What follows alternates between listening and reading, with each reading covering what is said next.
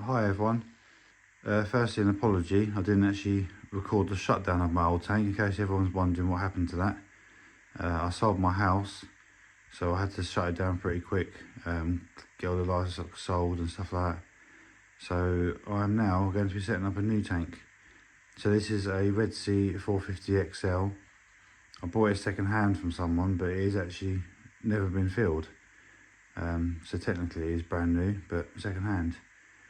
I'm going to be running the XR15 Gen 6 lights, which again I got second hand, and I've still got all the plumbing to do in the sump and all the electric work to do. But yeah, this is going to be the new tank. I am going to be adding an extra silicone joint to the corners just to try and reinforce it, because the silicone joint is only between the glass and there's no like corner seal, which I'll show you in a sec. So as you can see here, the silicone is only in between the glass. It's not in the corner really. So I'm going to be adding the silicone joint to that to reinforce it, hopefully, as I know they are prone to splitting. But there we have the new tank. So yeah, it's 4 foot long by 2 foot by 2 foot. Holds approximately 400 litres, including the sump. We've got all the Rockwork ready to go, so I've got to be gluing that back together again and making a scape out of it, which obviously I'll record and show. And then yeah, let's have a look at the sump. Right, so in the sump we have a Bubble Magus Curve 5 skimmer. Again, I bought second hand. We've got the Redsea roller, which they actually did come with the tank when I bought it. Again, it's never been used. I've got a titanium heater, and also top off sat there with the tank that comes with the Redsea. Whether it'll stay like this or not, I don't know yet, but that's how I've set it up for the minute. Cables have just been thrown through at the minute, and there's no power supplies or anything put in yet. So I'll show you after I've done the power supplies. But the plan is to put a piece of wood in the back there with loads of sockets and label it all up like I did before. Also, just another quick note, I know these tanks are prone to splits all at the bottom there, due to there not being enough support, because the divider is not in the centre. So what I've done is I've added a lump of 3x2 treated timber up behind the lip there. I've actually screwed it down from above before the tank went on, so hopefully that'll get rid of any flex across that section there, and hopefully I won't get any issues with the front panel. Right, this is the rock I've got for the new tank. So I've got 18 kilogram of South Seas shelf rock, which has like a flat section to it, and I've got 18 kilograms of the South Seas base rock, which is more rounded, just lumps of rock. I'm going to be gluing them together with cyan acrylate super thin glue.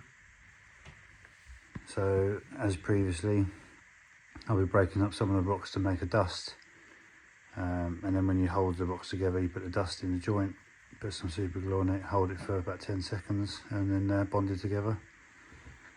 I'll be making a template of the base of the tank, so I know how to build the rockscape. So we'll see what we get from there. Well, that's the rockscape all done. So I've got a big arch on the left hand side and a small arch on the right hand side. So the two arches are glued together.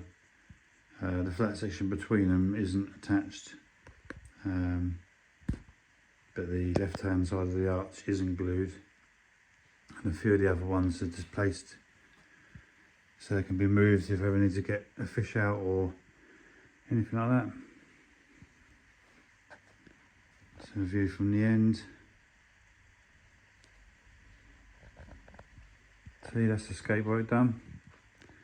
I have also resealed the corners, well resealed, I've added a new seal on top of the old one to hopefully reinforce it, because before it was only sealed in between the glass, but now it goes over further, so hopefully get a bit more strength.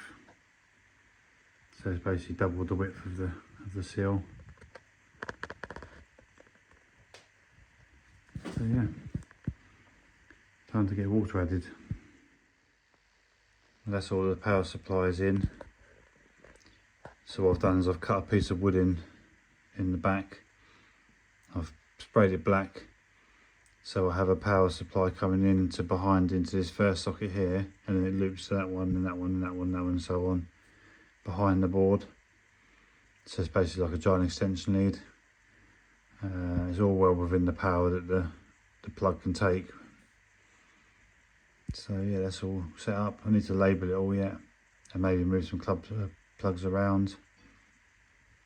Probably sort the wiring out in the corner, but I've got the controllers all mounted up on the side. So I've got the heater controller on the top, and then the two wave makers and the return pump. And the sump's all connected up, ready to go. So the water goes straight into the Redsea filter roller. Some leftover rock there and some media blocks of carbon in the bag, which will then go over into the sump into the skimmer chamber, and finally the return pump chamber in there.